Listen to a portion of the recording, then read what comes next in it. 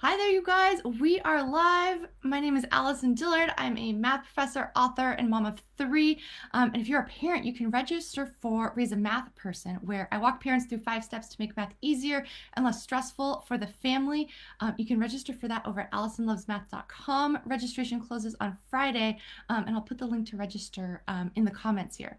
But I'm super excited today to welcome author and podcaster Kent Sanders. He is a ghostwriter for business and personal development books. He's the host of the Smart Business Writing Podcast, one of my favorite podcasts. The author of the artist Suitcase, 26 Essentials for the Creative Journey, which I love and we're going to totally dig into today. Also a professor of communication arts at St. Louis Christian College in Missouri.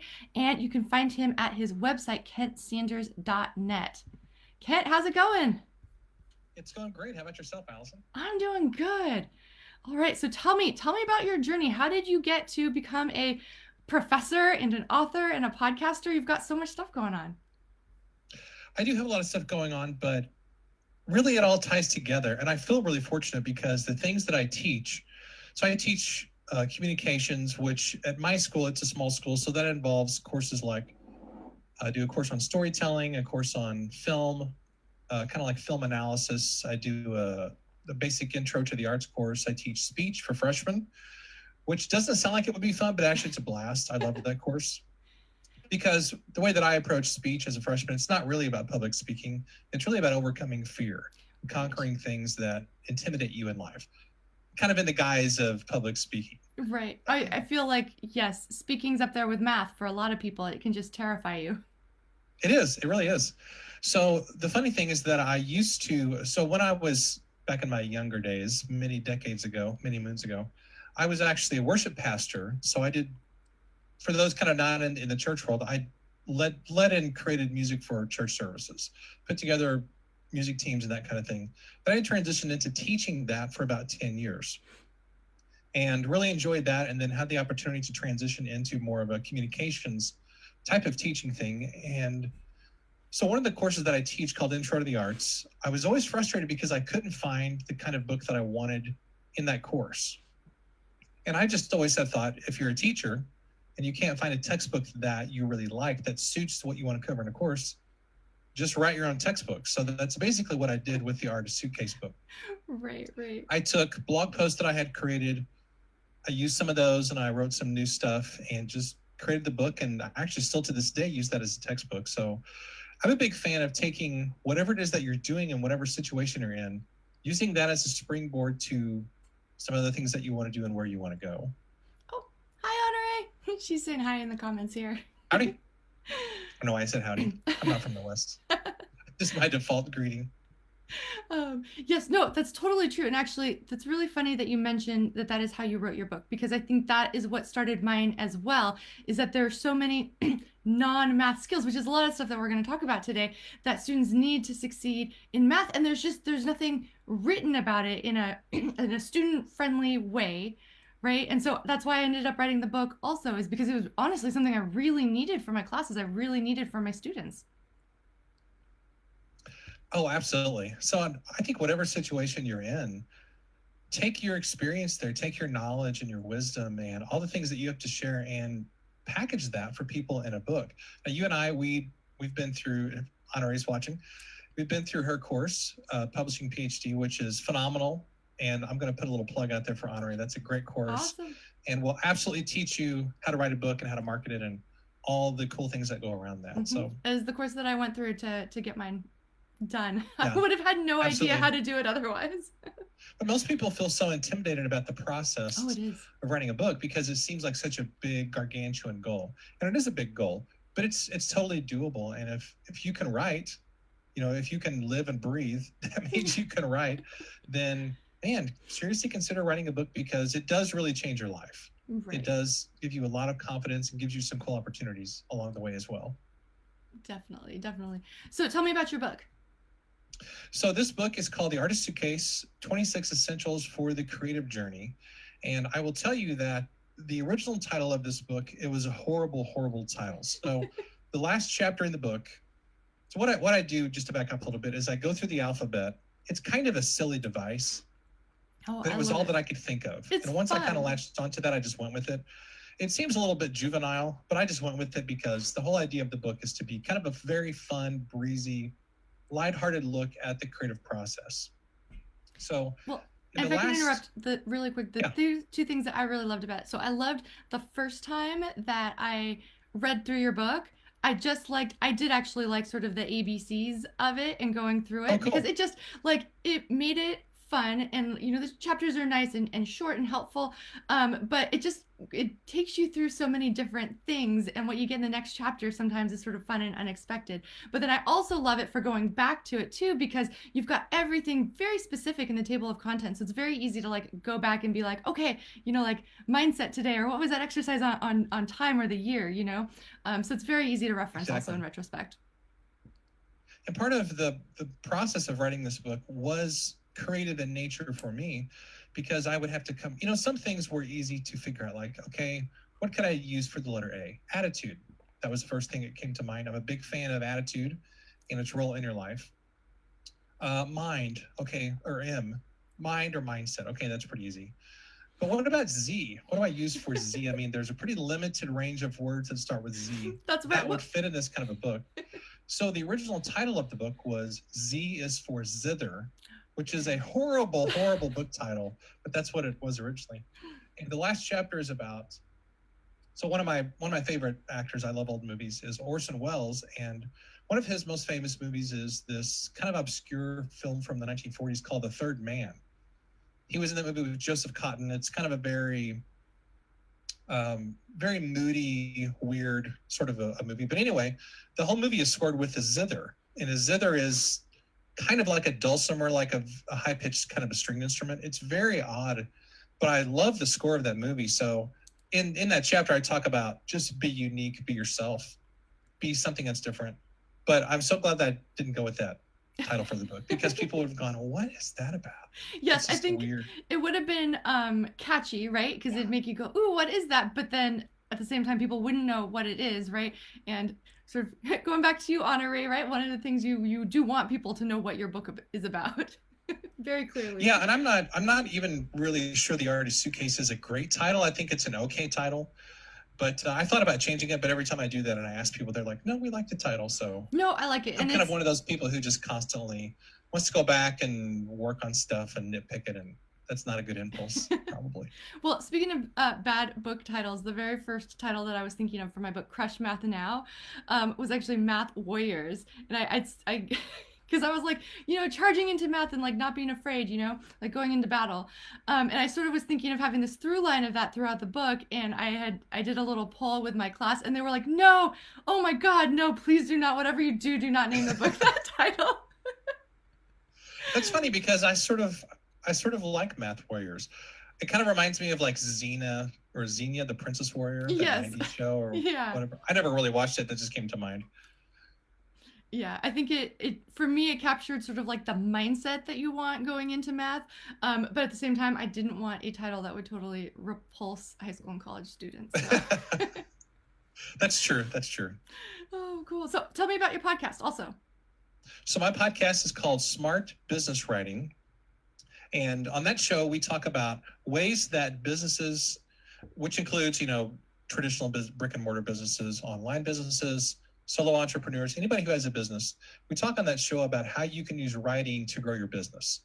So we talk about things like mindset, success, attitude, all those kinds of inner journey kinds of things, but also things like copywriting and writing books and the value of getting your words out there, email marketing, all kinds of things like that. So it's kind of a mishmash of a lot of different things. But I love that show because it lets me connect with cool people. And that's one of my favorite things is doing interviews. And anybody who's ever thought about doing a podcast, I would highly recommend it because when you do a podcast, it gives you an excuse to talk to people about whatever you want to talk to them about Right. within reason. I mean, I've been surprised, to be honest with you, at the caliber of people who've agreed to be on my show because I've many times perceived them as here's this person that's way up here, like way beyond me, but yet they're on my show, and I get to have a really fun conversation with them. So it's been a blast. Right, right. Oh, that's really cool. No, I I do love that in your podcast too, and you have so many different fun people on there. Um, oh man, I'm totally spacing out. There was something I was going to ask you. We will Have you had circle. coffee yet? You know what? I haven't I'm had I'm not I haven't had any through yet. enough of my coffee yet. I think is the problem. So we've started roasting our own coffee here at home, Oh, and there's just something fun about the process of roasting it and then grinding it, and it's kind of like, oh, I didn't grow it, but I made this, right. but I didn't have time to do it this morning, or I I was didn't gonna take say, the time to do it this morning. I should have. but the problem with doing that, right, is that you have to do that in the morning. I like to settle mine up the night before so I can just crawl out of bed and the Oh, coffee's that's a ready. great idea. I never thought about that. See, this is why I do these conversations with people, because I always come away a better person. All right. So, okay. So, actually, one of the things that I wanted to go over was some of your ABCs that are helpful for both parents and creative types, right? Because we know that parents have had a lot of stress and difficulty these last few months with the kids being home and teaching their kids at home, and at least here in California, as our COVID numbers are going up, everybody's getting more nervous about having to do that again in the fall. So Yes. let's jump in. What are a couple of the letters in from the suitcase that you that maybe can also be helpful for parents as well as creative types? So I was actually flipping through this a few minutes before we got on this Zoom call, because once you write a book, and I'm sure you relate to this as well, you write a book and a little bit of time goes by and you put it out there and you actually totally forgot what you've written in it. So I'm going back and kind of reviewing my own notes, which sounds weird.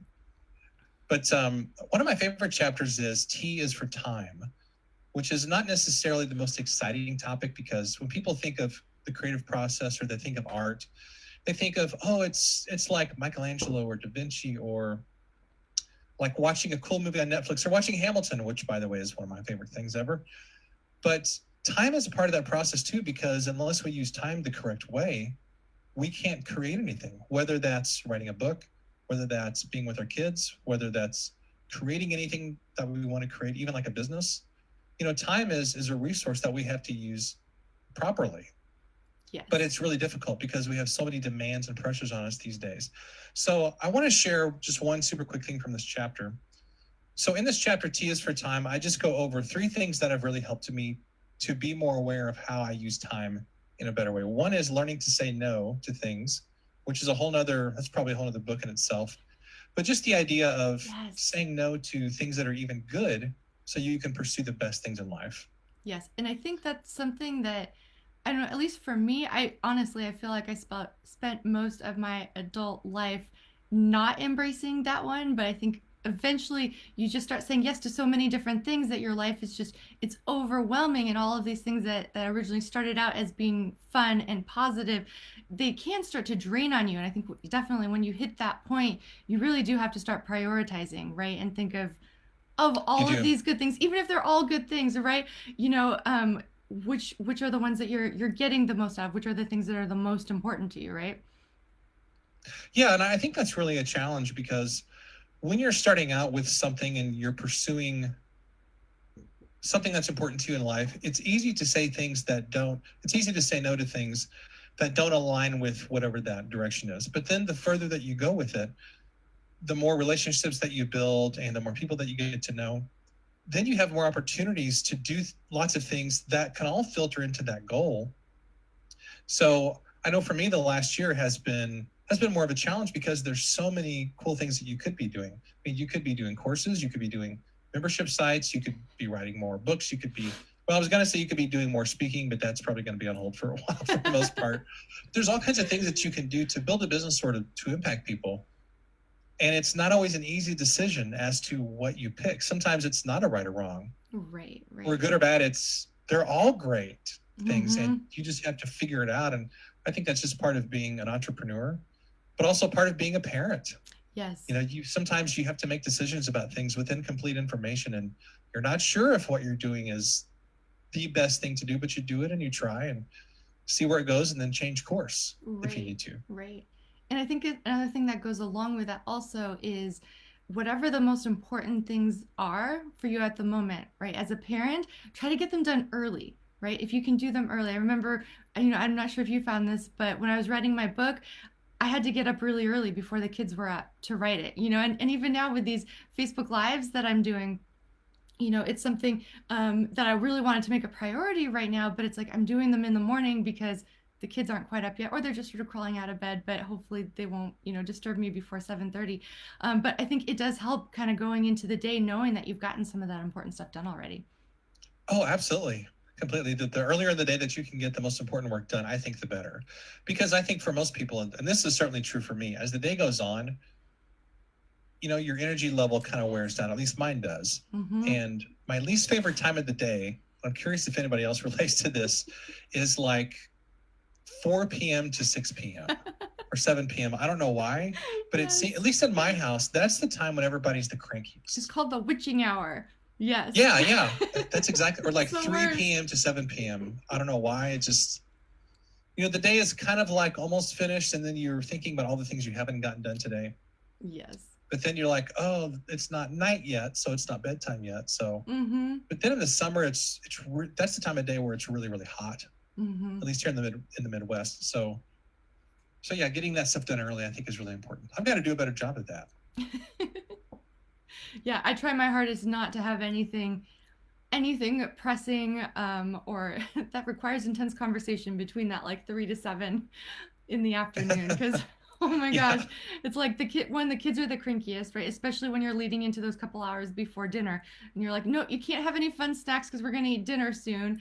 And then when you No fun for you. I know, when you have the tired plus the hungry, it's the worst. It's like the snack Nazi, you know, like from Seinfeld. Yes. And No snacks for you. I know. I'm like, there There's are a bad vegetables accent. out on the table. That's all you can have. And they're like, mom's the worst. There's carrots. I know. There's always Oh, carrots, thanks, you know. Mom. I know. I'm so excited about carrots. You're the best. Meanwhile, I'm sneaking cupcakes like in my office, you know, I know. hiding them in my jacket pocket. Oh. There's All an art to that. Like, there's an art to sneaking food in the Oh, house. there totally is. Yes. My wife eats really, really healthy, so sometimes I have to kind of sneak things in, you know, in a very stealthy manner. I probably should admit this on a Facebook Live, should I? Now that I think about that. No, so I have to have my husband hide the candy and stuff whenever we get it because I was like, his mom, she just sends it in boxes to us, especially since, you know, we're social distancing and all that sort of stuff. We literally get like boxes of candy and I'm like, I can't, I'm pretty good about not having the kids eat it all the time, but I definitely am too good at sneaking it myself and I have no willpower. So I'm like, you have to hide all of the candy. And so I've got to want it enough to like come and tell you that I need the candy. Well, today's July 7th, so most people still have leftovers from July the 4th. We still do.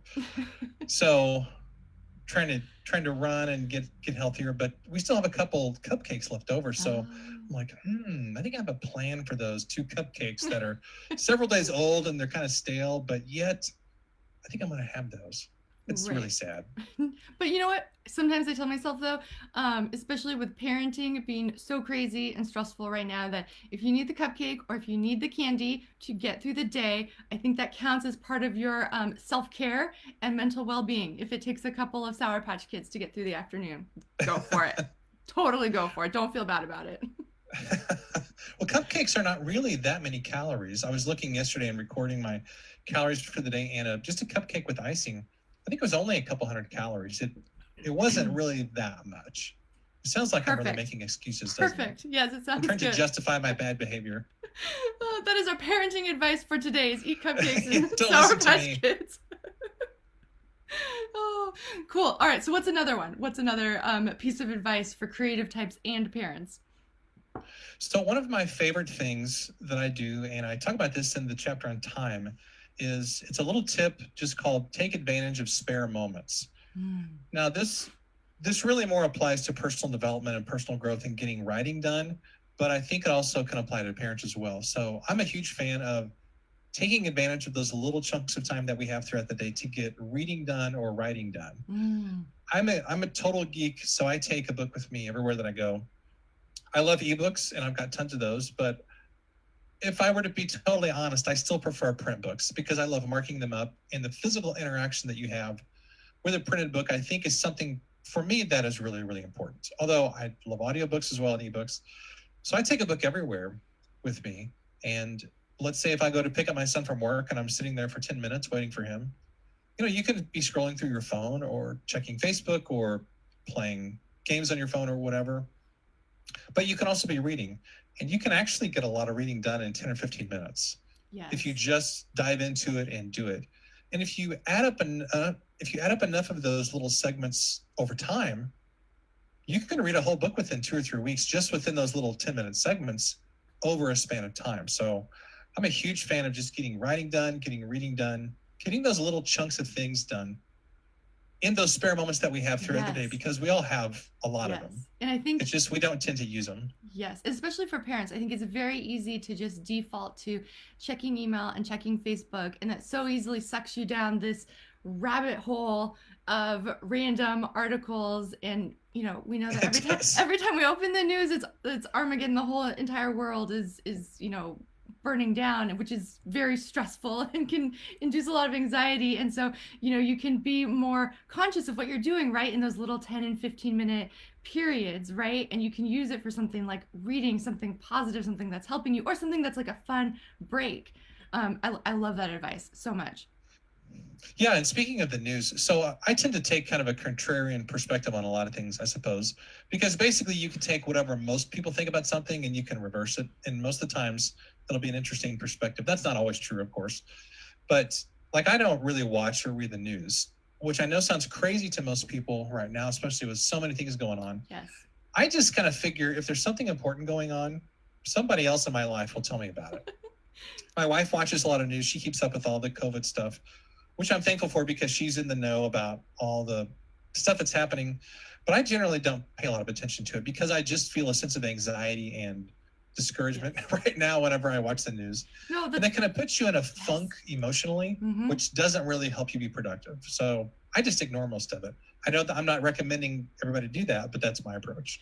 No, that's so funny that you say that, because that is something that I've ended up doing also. I try to check the news just once a week, because there's so many little changes throughout the week. But at the end of the week, like if you check the news once, you kind of get caught up on everything, and whether or not you're getting Yeah. those updates, hourly or daily versus weekly, it doesn't actually really change anything. And I found it doesn't actually change um, that much about what I'm actually doing. And you're right. My husband follows it a little bit more. My friends definitely do. So when something really big happens, you do totally find out about it.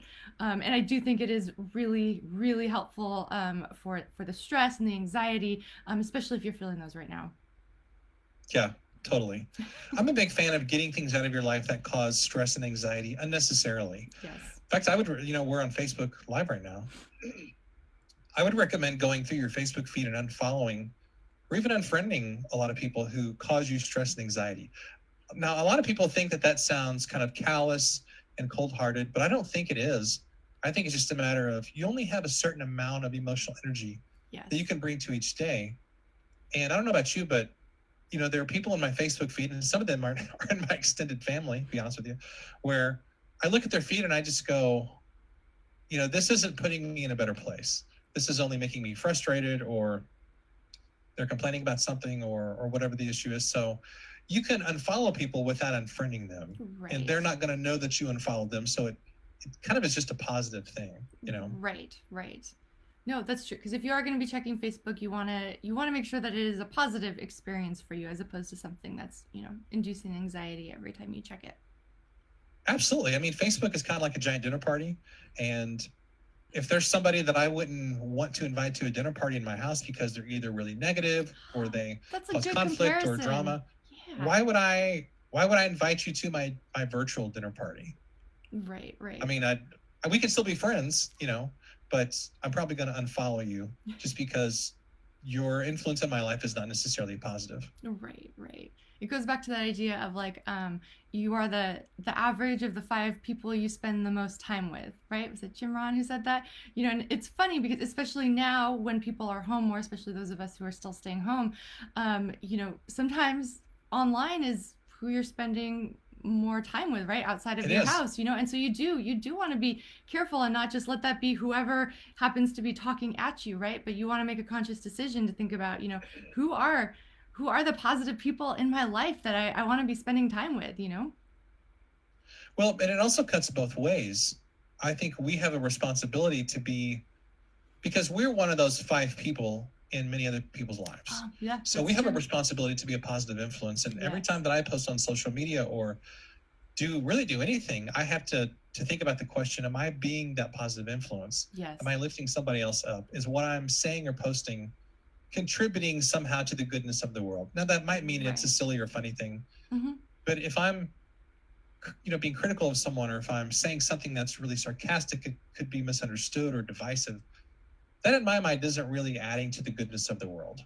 So Right. Right. I have to take that responsibility really seriously and make sure that I'm doing my part with that as well. Right. Right. Oh, that's yes. Super good advice. All right. Oh man, we're okay. We're already at 25 minutes. Do we have time for one more that's super quick? Sure. I will. I'll stick with the time theme, if that's good. Yes. So the last tip in this time chapter is also one of my favorites. It's using your drive time for personal growth, which means, for me, that means listening to podcasts and podcasts and audiobooks whenever I'm driving. I haven't been driving that much lately because, most of us have been spending a lot of time at home, so haven't spent nearly as much time in the car, or in my case, in my truck. But I think that's really important. The average commute in America is 25 minutes each way. So that's almost an hour of time that you spend in the car each day if you commute to some kind of other workplace. And that's exactly the length of my commute to my college. So, and we've got a lot of construction here in St. Louis right now on the road. So that's probably going to double each day, crazily enough. But man, if you can listen to, excuse me, if you can listen to even 30 minutes of stuff a day, whether it's a great podcast or an audiobook, that's a lot of learning. I mean, you can get through probably a book a week if you really wanted to. Right. And then if you run or you exercise or go for walks like I do almost every day, that's basically another hour of learning and that you can experience. Similar to driving, what I find too is like when I'm doing laundry or I'm doing dishes, those are also good times to fill that in. It's stuff that you're doing anyways, you sort of have to do, and you can totally use that time wisely also. Now, I have to make a confession. I do listen to podcasts a lot while I'm cooking or doing dishes, but a couple of years ago, my wife, it was really kind of a joke. She got me, do you remember the group Hall & Oates from the 1970s? Yes. Okay, so I love that group. I grew up with them. I love their music. I know it's kind of dated, but I love their stuff. So she got me a Hall & Oates CD. So my family knows that I'm doing dishes or cooking. Nice. Whenever they hear that Hall & Oates music, going on in the kitchen. That's awesome. I probably need to shut that off more and listen to more podcasts. Cool. All right. Well, yeah, we're sort of over on time. So really quick, where can people find you, find your book, find your podcast? So they can find everything at my website, which is kentsanders.net. There's information on the podcast there, as well as books, blog posts, and if anyone is interested in ghostwriting, I do that as a service. That's actually my main side business, is ghostwriting, personal development, business marketing books, those kinds of things. So, yep, it's all there. Awesome. And if you have like one final tip to maybe offer, I don't know, parents who are creative types, what would it maybe be? I would say find something creative to do with your kids, whether it's creating a podcast with your kids, write a book with your kids, go see a movie with your kids. One of the most fun things that my son and I do is we watch a lot of movies together. So we've been through all the Marvel movies together, Lord of the Rings, we're almost done with those, Star Wars, all that stuff. So find something your kid likes and do it with them. All right. Oh, that is great advice. I will totally go and do that today. Cool. Well, thanks for the opportunity to do this. I appreciate what you're doing. And you're helping people like me learn more about math and appreciate its impact in the world. So you're doing good work. Oh, thank you so much, Kent. All right. It was so good to have you here today. And thank you guys for joining us, for those of you who joined us live or are watching us on the replay. I'll see you next time. Bye.